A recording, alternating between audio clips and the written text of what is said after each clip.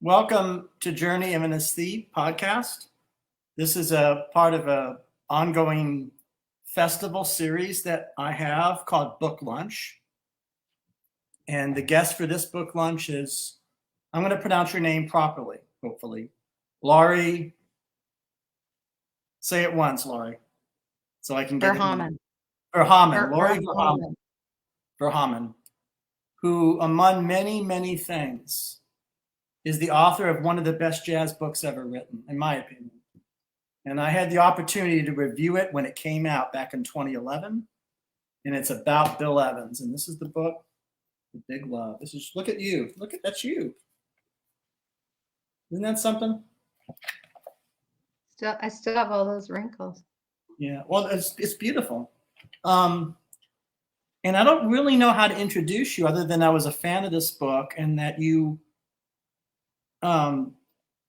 were a life partner, right, or a soulmate of Bill Evans, I think, during a very interesting period, late 70s, 1980, 79, 80, right, which happens to be a period in which I feel he was doing his best work with that great trio with Joe LaBarbera, and it's just, so it's really remarkable you knew him. And it's remarkable you were close to one of the greatest pianists of the 20th century, actually. So that's a lot. And then you're also a writer, and you're very serious about your writing. And you wrote this beautiful book. And you're also interested, I believe, in spiritual matters, I think, quite serious about them. And you're also Ukrainian, as was Bill Evans. And so there's so much to talk about. I don't quite know where to begin. I don't know. You're the guest, so I guess you can say what comes to your mind, or Well, I want to thank you, Mitch, for asking me to come on your little podcast thingy. And it's the first time I ever did one of these live podcast thingies. Oh, so okay. I thought you would be a great person to just have a casual conversation with, kind of like we're at a coffee shop meeting for the first time. Right. Maybe a coffee shop in Paris or something. Right.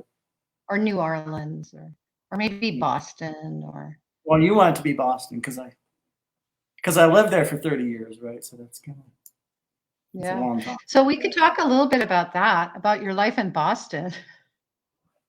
Well, I was there for a long time because I thought I was going to die there. I'm 54 and I really like being there, and it was kind of a place for me to do my music and to work for the beauty business, and because you mentioned Aubrey Organics and that, I was selling for them and doing stuff, but then they fired me. It's really complicated business, really unfortunate, complicated business in 2017. And then I had to sell where I live, and I moved in this strange rural town here and outside of Asheville. So that's pretty the long and the short of it. But when I was there, I had a lot of very interesting experiences. And I was starting right before I left, or I was kicked out, or wherever you want to put it. I was starting to do solo piano concerts in Cambridge. And that's when I developed my hard listening style of music. I have 2 albums called Hard Listening 1 and 2. And I don't want to talk too much about myself or about that, because that's not, this is your show, but that's kind of what I was doing. And then I came here and I was reunited with the Steinway piano I grew up with. So this is from 1978, this piano. I was divorced from this piano for 30 years because it did not fit where I lived in Massachusetts. There was no room for it. I was in these little apartment, right? So is that too much information or enough information? I wanted to. It sounds like a happy ending. Well, because of the piano. Yeah, absolutely. Yeah. But there's so many things to discuss about your life and about Bill Evans. And what comes to your mind first about those years? And you were a cocktail waitress, right? Or something like that in Vancouver, right? Yeah, that's what they put in the Wikipedia definition. That was a cocktail Right. waitress, but I went in and I rewrote it, and I wrote, no, she was a writer. But then they Right. went in and rewrote it and said I was a cocktail waitress and a writer. So it's like I was saying earlier about all the levels. Levels. Yeah. We are all those levels all the time. And yeah, I had a lot of really interesting jobs, Right. or I don't even know if you call them occupations, but at one time I was a shoe shine girl because I was trying That's to work on a play that involved being an orphan. And I thought, oh, I'll be a shoe shine girl. That'll give me the feeling of like selling pencils on the corner. right. Stuff like that. So yeah, I think my life has been really creative and unusual because I haven't always chosen the straight ahead path Yeah. of Yeah. of the relative world of, oh, say finance or I don't know, just like material possessions. All those things haven't ever really attracted me yet. I could get attracted to them. Sure. Could still happen. Well, I mean, I wanted to get your feelings since you're here about how you felt reading my review back in 2011 of this book. And did you know the book would be a big hit and a cult classic? And and of course, when I was talking about that one job you had, I meant only in those years when you met Mr. Evans, Bill Evans. I didn't mean, of course, many things after that. I'm just trying to get it all. But what was your? Because I was trying to write a review that was a little bit that talked about why I thought the book was important. But then I also had some things that were uncharacteristically for me sort of polemical and political about women's writing being neglected or in the culture. And there were some lines like that. And that's unusual for me to write that way, but that's how I felt at the time. I stand by it. But of course, I don't know did you want to talk about when you first heard Bill Evans or met Bill Evans, or is that too Yeah, so that's a really big part of the book is when I meet Bill, because of course everyone has their moment of meeting Bill Evans. Like that's a universal experience for anyone who's a listener. They have their moment of meeting Bill on a very intimate level just through the power of his music. And so that's how I met him too, was hearing him perform live. Of course, I was really lucky to be able to be alive at the time he was alive and hear him play. But yeah, I think every listener who discovers Bill has that same intimate moment with him where they feel like he has touched their soul. And then they recognize that they have a soul. And that's always so shocking and surprising if you've been living a repressed life. Yeah. Did you want to read a passage from the book at all, or? I mean, since today is May 31st, did you want to read from May 31st, or is that a little too? The part that leads up to the big event? Yeah. What do you think? It's very intimate. Okay, sure. It's very intimate, and I don't know. Again, It is very intimate. We're a PG-13 or R-rated show, but I don't know. Or anything you want to read. Are we? It's just the significance of the song, the great song, yeah. Wow.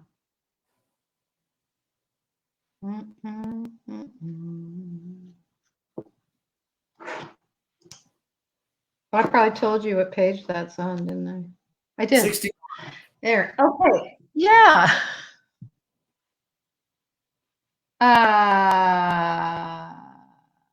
Where should I start? I think I won't start at the top of the page. I'll just start at the morning. Morning comes quickly. Yeah, that does.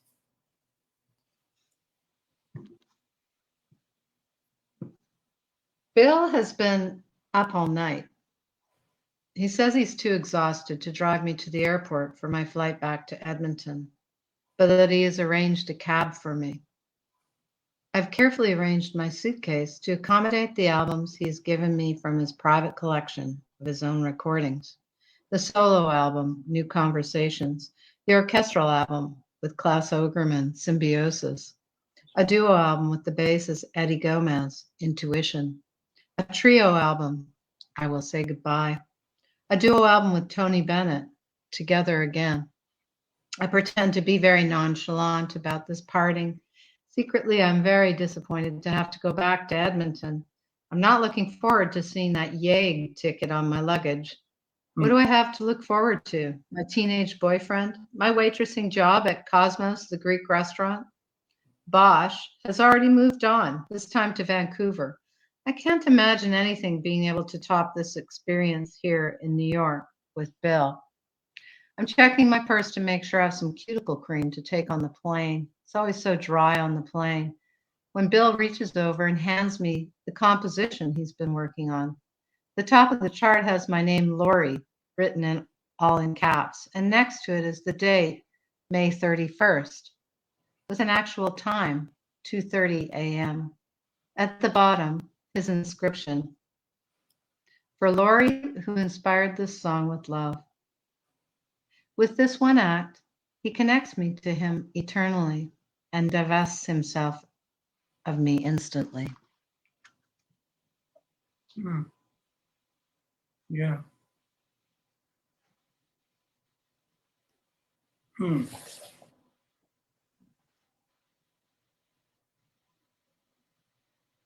That's writing. That's prose. Right? That's how I feel about it. It's so.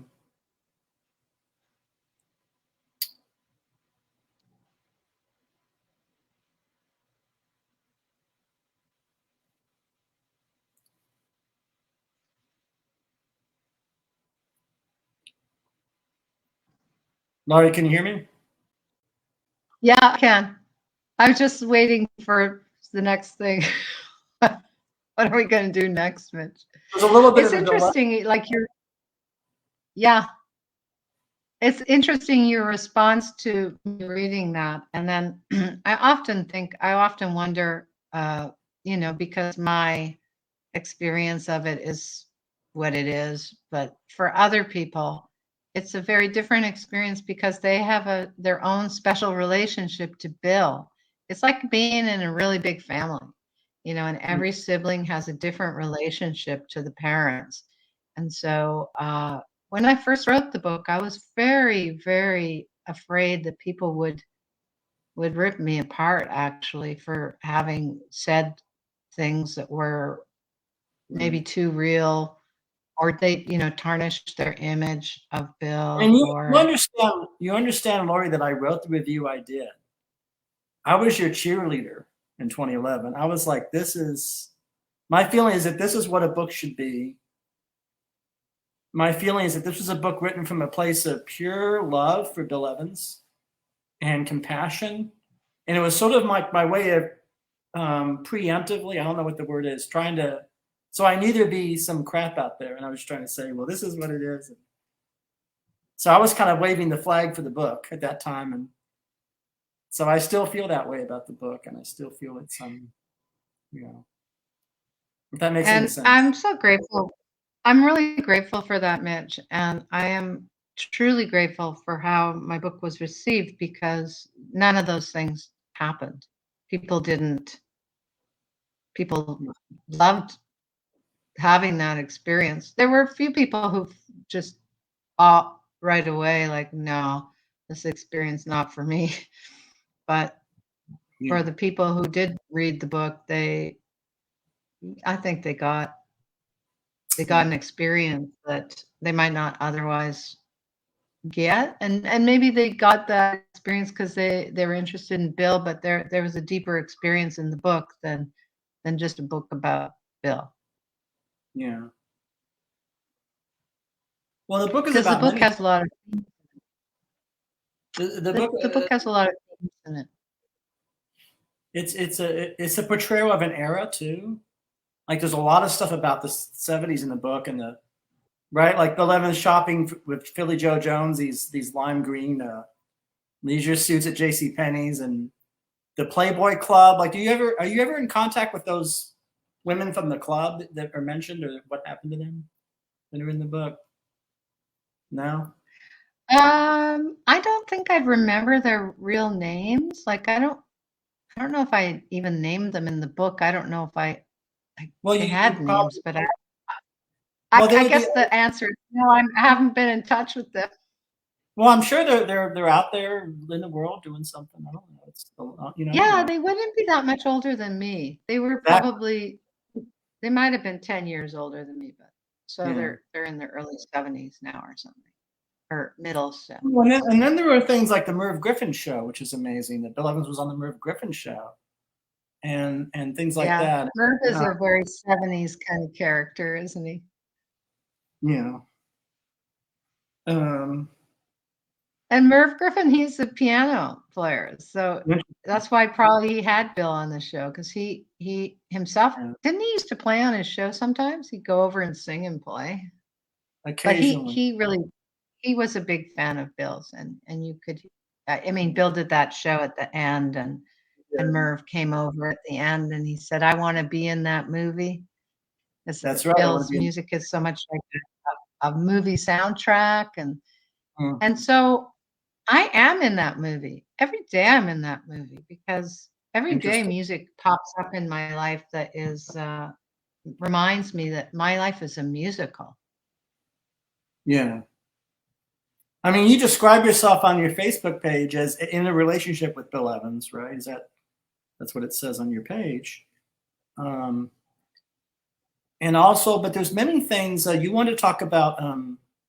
Well, I kind of want to ask about your spiritual practice, which relates to Mhm. his ascension, his passing and ascension, or whatever. I don't know. Really, that's another thing Yeah.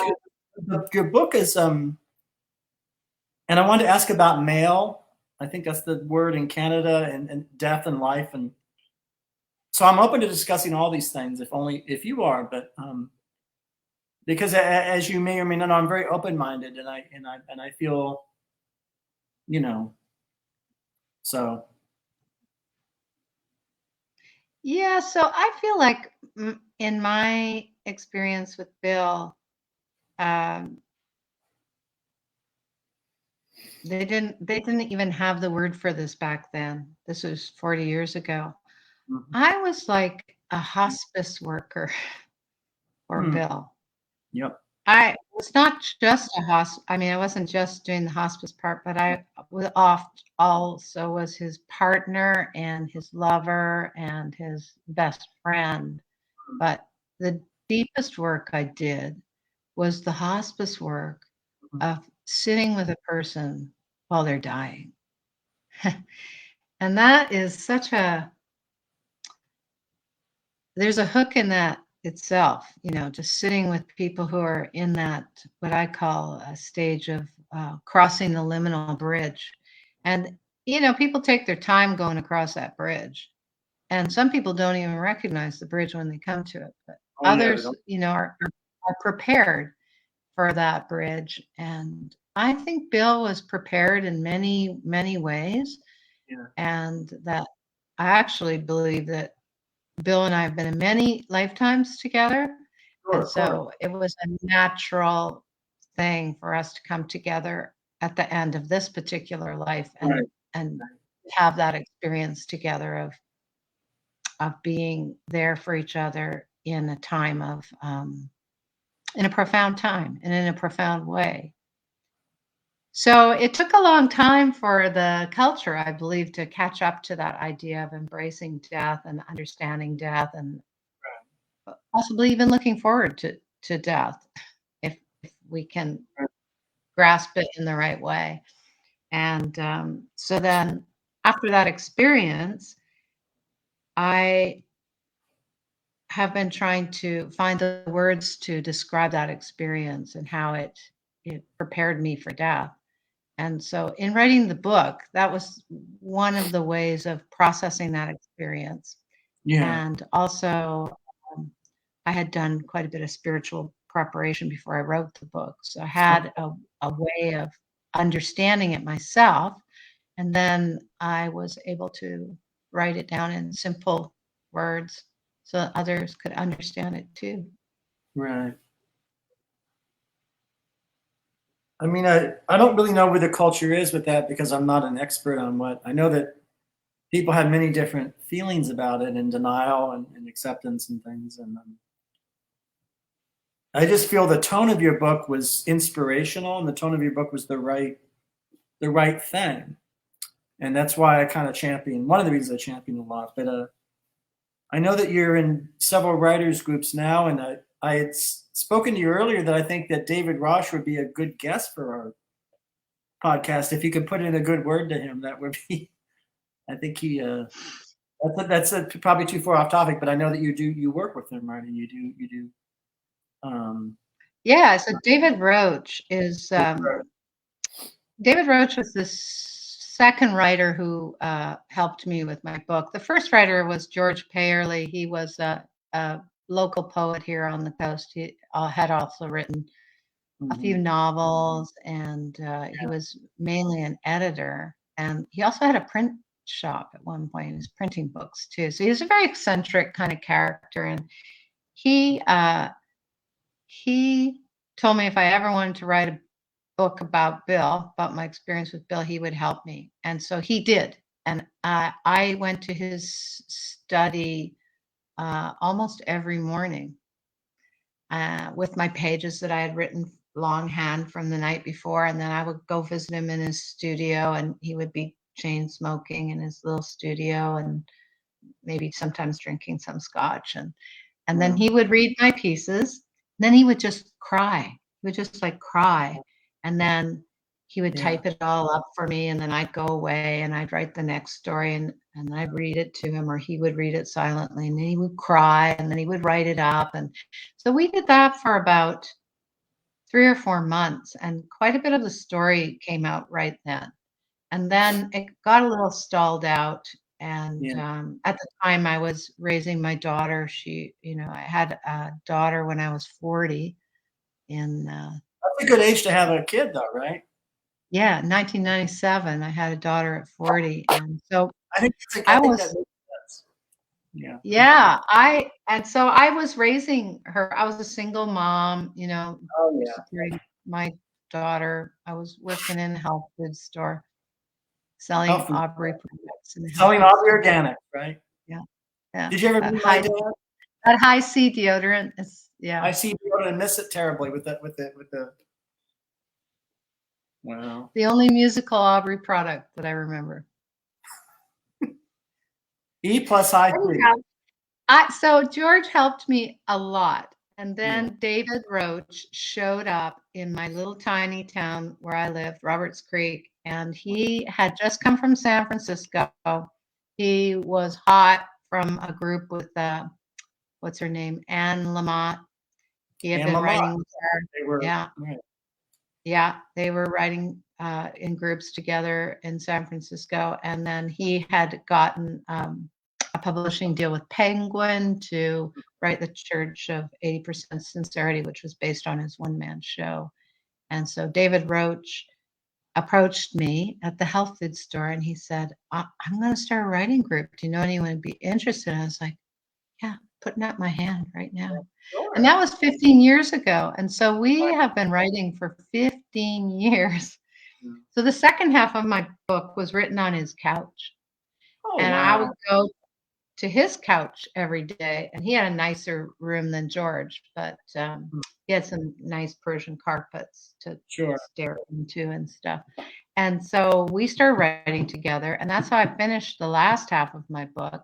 And then a couple of other people joined our writing group. And one of them was my spiritual teacher, Laurie Verchomin. And she started writing with us. And she started writing her information that she has from her spiritual path translated into more of an essay style. She's like an essayist. So she started writing with the group. And then she decided to edit my book for me. And she decided what story should go in.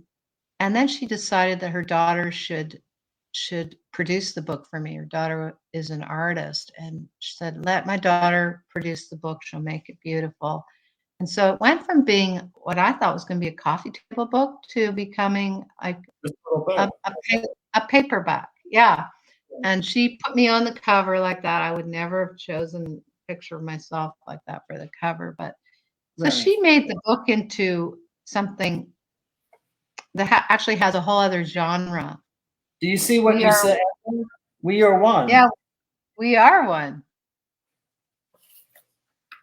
Yes, we are.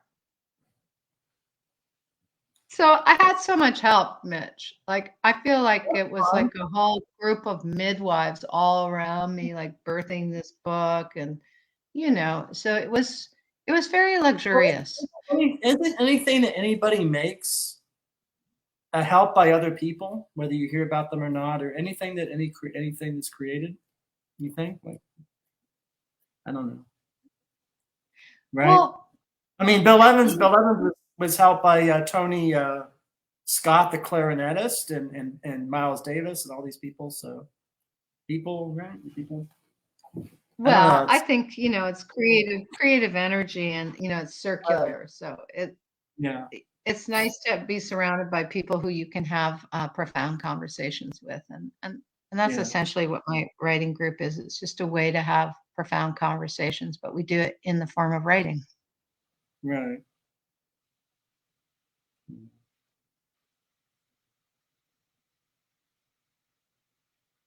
So, what other things come to mind about your spiritual practice, or where it is now, or where it's going, or where it's been? Or... Well, I think my spiritual practice came from a place of deep mental unrest. And I have gone through some very dark times in my life where I felt very, very lost and needed to find a way to create some I needed to tear down all my old belief systems and create new ones that will hopefully be more flexible and resilient. But I mean, all belief systems, in the end, it's poof. But you got to have some kind of little thing to grasp onto while we're still roaming around on the planet. We got to have some easier ways to be with each other, emotional intelligence. So I've reached for spirituality to develop my emotional intelligence, and man, did it ever help. Right. It did. It relieved 95% of my suffering that I thought I had back then. But you can get new suffering anytime. But look, if you look at it in a very linear statistical way, that's an extraordinary amount of improvement. What was it? 95%? Is that what you said? 95%. Yeah. That's like what they used to call. I know. That's like what people used to call a cure. Yeah. Except there is no cure for suffering. It's just whatever your relationship is with it. But and writing is such a great way of processing thoughts and feelings, and examining your belief systems and looking at all of that. But so I like to encourage people to write. Yeah. Just whatever they want, just like who they are. Except put it outside of yourself. I mean, I write every day. Good, yeah. I mean, I write every day, like I practice piano every day, actually. And a lot of the writing I do every day is for deadlines and things. Because I do posts and I have to write, and it's I feel like that the written word, prose, is its own art form. Is really something we don't. It's mysterious, right? And you're writing a book about motherhood now, right? Do you mind me? Is that too early? Yeah. You want to talk about your current project about your amount of time? Yeah. I've been writing my second book for 15 years or so now too, because I got started on it. It's sort of the sequel to The Big Love, because I mean, what happens to me after that? Then there was my whole life after that, and my second book is mainly about motherhood, because what happens to me after I meet Bill is that I have this insatiable desire to be a caregiver, because Bill Right. has put that, imprinted me so deeply Pretty with that, the good. great reward of being the person that Mhm. that keeps it all going. And Yeah. just, yeah, in mothering Bill, it set me up to become a mother. Yeah. But then being a mother was like the most challenging part of my life. I didn't think I would survive it, truly. It seemed too much. It was like too much for me to be a mother. So then my book is really about that process of how do you be a mother when you're not capable of being a mother. It's yeah. I really look forward to reading that, and you're gonna tell me when that comes out, right? So I can write a thing about it. And Well, I I could mean, no, always just send you, I can always just send you some of my fresh writing, and then you can just read it, Mitch. Because the okay. idea of like creating a whole other platform to publish another book, it doesn't appeal to me that much, because it was a lot of work to create the whole platform that I have for my first book. And I'm not actually, I'm just not done with that first book yet, because a lot of Oh, different things still interesting. going. Yeah. So, and ultimately, my goal with the book is to have it be made into a film.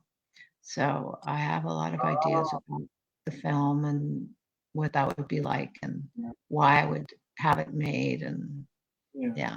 So Do you mean that, a Do you mean a dramatic film? Yeah. yeah, a dramatic film from my perspective, from the Laurie perspective. So the And film so would be more. someone like Chloe Savini would play you, just to throw a name out of a hat, or someone, I don't know. Yeah, I don't know who would be Bill Evans. I don't know. I Oh, don't who do you know. see as 11? I don't know why I picked Chloe Savini as you. I just see one. Yeah, I don't know why. That just a name out of a hat. Carrie Mulligan or somebody. I don't know. I don't know. Bill Evans. Well, it has to be the age that he was, right? I mean, it would have to be Yeah, yeah, it would have to be like 50-year-old Bill. Mark Ruffalo. Okay. He could do it. I thought you Yes, said Mark Rebelo for a minute. I was Mark Ruffalo. imagining that. You know who he is, right? He's like a I don't. DJ kind of guy. Yeah, I Oh, you wouldn't don't know. know who? No. So is it time Yes, for me to play you my song, the Verchomin? I think because Verchomin. we're going to do 40 minutes, right? And we're Yeah. at 32 minutes now, so we got 8 minutes, Mitch. So I'll play a 2-minute thing Okay, about that. And I'll be this is, listening. well, yeah, you're there. I don't Yeah, really, but this is Verchomin. for Hammond. Verchomin. Food and Verchomin. nature. Food and nature. That's your nature. I mean, Yeah. now you understand. In the interest of time, I'm only going to play the condensed version. So not a lot of. So I mean, to think about it.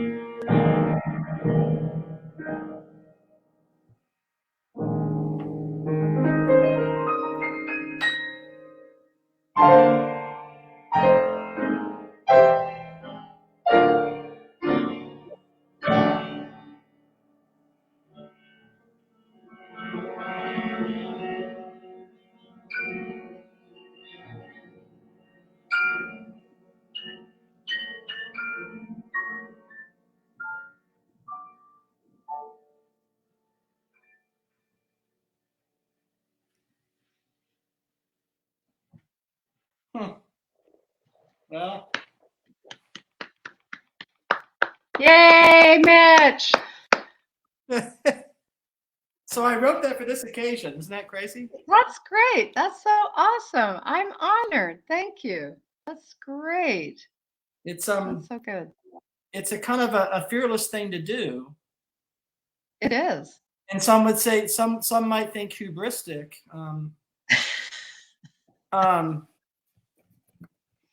but that my intent is everything. I just wanted to do it, and you know. So good. That's just great. Do you see any of you in that music, or that I just wrote? Is there a little bit of you think? I like those really solid chords in the middle. That made me feel really like stable. That's why Well, I'm that's listening to Jared all the time now. It's like, right. Well, oh, that you mean it's okay? The B section of this piece is all Bill Evans. That whole section is Bill Evans, thoroughly Bill Evans. But everything else around it, some other things in there. well, this was fun. We could do it again sometime. Just hang out. Yeah, well, that's what this is. This is a hang, right? It is a hang, yeah. Well, do you want to talk before we conclude about sessions that are or gigs that stick in your mind? Like I know Keystone Corner. Keystone Corner. So what was magical to those that weren't there? What was so magical about Todd Barkin and Keystone Corner? Oh my God. Well, it was like being in that what's that movie with Gandalf and the Lord of the Rings? Yeah, it was like being in Lord of the Rings. And there Right. were like these forces for good and forces for evil, and they were battling it out. And it's just that whole scene in that early 80s and probably the late 70s. Cocaine was such a That was the train thing. wreck. It was just a train wreck, just driving straight through the whole, everything, just like, and everyone at the Keystone was high. Like everybody was. It was a rip roaring thing. And yeah, and then when the recording came out, I was really upset with Todd Barkin. It was one of the Oh, very first bootlegs to come out, and he had taken it to Japan with him, and oh, he never paid Bill for the recording, and he God. um, This is all news you to know, me. I didn't know any of this. I'm sorry. well, I did not know any of well, this. I didn't. it's all water under the bridge, right? I mean, everybody Oh, wanted to hear those recordings. So Todd was the guy who made it happen. He took them to Japan. They were produced in Japan. Um, and so that was the first time I heard them was when those recordings came out. okay. Of course, being there, it's just a whole other experience. Being there was very stressful because Bill was so sick. Right. He was, just next to death's door every day. So it was, The thing about the music and his playing is that like yeah. he's playing like a newborn baby. Or playing like a man with his hair on fire. Like they say Right. that But what about I mean is spirituality. yeah, it's You just have to approach something like if you want to ascend and go to the next level, you have to approach it with your hair on fire. And he put such a big fire under himself and that, also yeah. the music sounds so healthy. What I mean is the music is to me healthful and just sort of kind of just so Because it's just Bill was actually going to a very deep place. He was like a hero riding into the hell to do his battle with his own demons, kind of like Christ, I don't know if Christ had demons, but Bill had demons and he put himself on that cross and everybody got to look at it. And it was a horrific experience for him on that level of having to go through that kind of physical suffering in this lifetime. It was horrific for him. But simultaneous to that, he got to achieve a level of spirituality that he couldn't have achieved any other way. Like that was his path. And yeah. so yeah, so that's why I call it an ascension. Was that everything Bill did was Isn't it equally important to taking him to the place he was going to. It was all part of that journey, and you can't separate the things out. It's all part of the same journey, and it's all the levels, like all those levels happening simultaneously. Yeah, you mentioned the levels before. I mean, I feel like you should come back on the show like you suggested, because I sort of feel like there's more to talk about. Maybe our next show could be in an elevator, and we're in an elevator, and then we just press different floors, and then we discuss different topics. Maybe the floors could open, and we could be like, fifth floor ladies lingerie, and go straight in. Yeah. I don't know, lingerie. That's not the kind of show we have, but that's all right. Although I don't know. This show is every kind of show, or all kinds of shows. But I'm just so happy that you're here, and then you made the time. You're busy. In 2 minutes, aren't you doing your writer's thing with? Yeah. I'm gonna go. We're gonna write David Roach. Well, tell David Roach, I'd love to have him on the show. And I want to show you this beautiful portrait of David Roach before I go. Because please do. This was done by a local painter, Maurice Spira. This is my friend, David Roach. Yes. Yeah, doesn't he look like a monk with that hoodie on? Yeah, it looks like Thomas Merton. Yeah, he does look like Thomas Merton. But yeah, get him on your show. He's way more interesting. I think it would be a beautiful. I mean, of course, I'd also love to have Anne Lamott on the show. Sure, you know Anne Lamott pretty well, or? No, I don't know her at all. No, I'm not from San Francisco. Yeah, that's a San Francisco. Yeah, no, David knows her, of course. You could ask him about that. But and then other interesting people in my writing group are the designer of my book, Riley O'Byrne. She is probably the foremost writer in our group. Like the rest of us have been writing, we have our own styles and stuff, but she's the youngest in the group. So she's from the New World.